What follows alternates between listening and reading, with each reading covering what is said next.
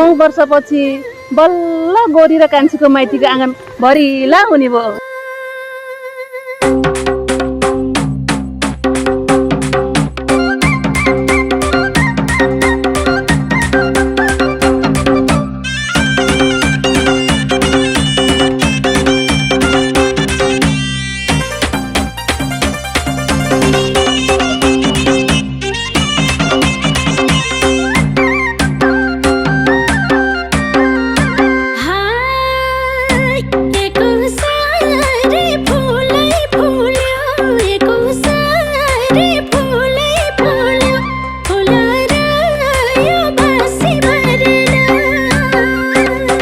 फुलारा यो बासी भरिलाई फुलारा यो बासी भरिलाई